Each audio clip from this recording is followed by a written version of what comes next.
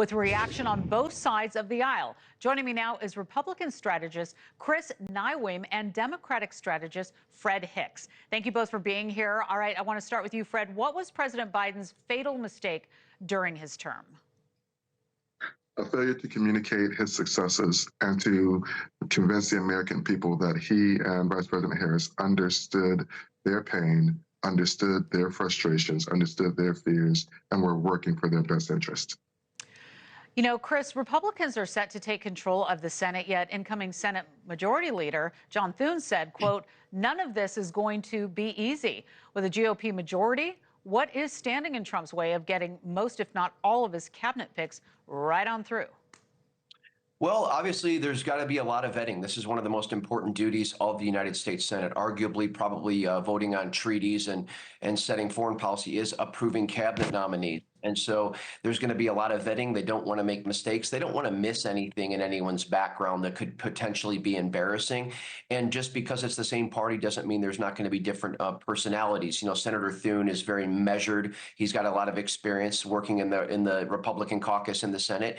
And so they don't want to make any errors. And as was just reported, many of these nominees, there are some controversial things that folks are going to want to look at. So I think that they'd rather measure twice, cut once, and not have any issues or have to withdraw really any nominees' names if possible. Chris, I want to stay with you for just a second because I want to ask you if you think Trump's cabinet picks are based more on loyalty this time around. I mean, certainly we know that the president-elect has probably had this list ready in his back pocket for a while. But what do you think about the loyalty factor? Well, I think that President Trump, he's one of these, he's a what you see is what you get person. He always has been for decades. I mean, he's been saying a lot of his similar things revolving around policy for a long time.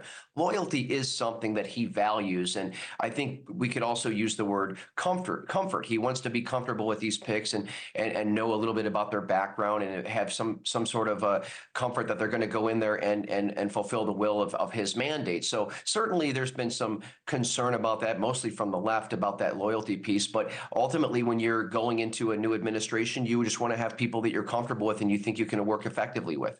Even if their backgrounds don't match the cabinet? Well, it depends. I mean, the people that say Pete Heth isn't qualified, I would ask, was Barack Obama qualified to be president? He's a combat officer. He's Ivy League educated, and he's been one of the names that people have been going after. And I think he's got a great background there. So I think that that's what the Senate's job is going to be. That's what the Senate committee staff is busy preparing questions for, and they will have to survive the trial of the confirmation process, which is extremely difficult.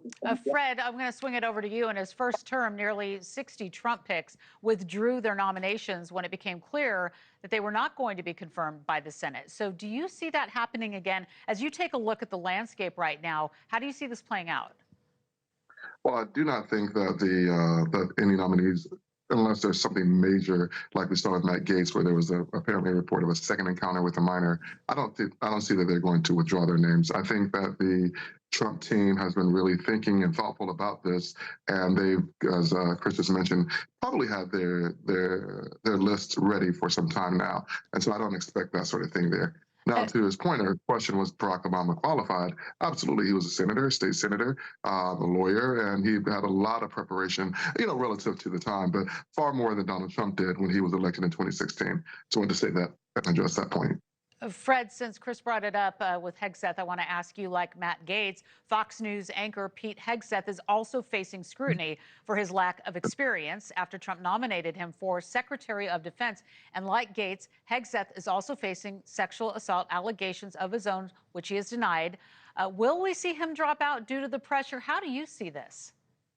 Well, I don't think that Donald Trump was going to want to have two major cabinet positions flame out, so to speak. So in addition to the things that you mentioned about the potential appointment, in addition to that, we also have reports that he was reportedly asked to leave his military service due to concerns over his Nazi-type tattoos and concerns over his Christian tattoo.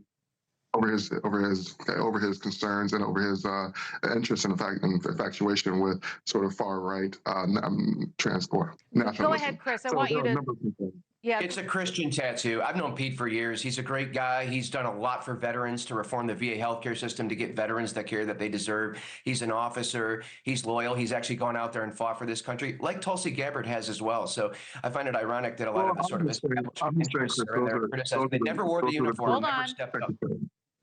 Those are the points of concerns of people in the military at the time when he served. So I'm not, whether you call it a Christian tattoo or you call it American nationalism or far-right nationalism, those were concerns. You're calling it a Nazi tattoo, and you have no idea what you're talking about, sir, with all due respect. That's what the report said. That's not what I'm saying. That's what the report said. All right. Well, I've seen many interviews with Hegseth who's talked about those tattoos. He's explained them. We'll get back to that. We're going to leave it there. We want to thank you both very much for your time. Thanks for watching. Go to joinnn.com to find NewsNation on your screen. And don't forget to click the red subscribe button below to get more of NewsNation's fact-driven, unbiased coverage.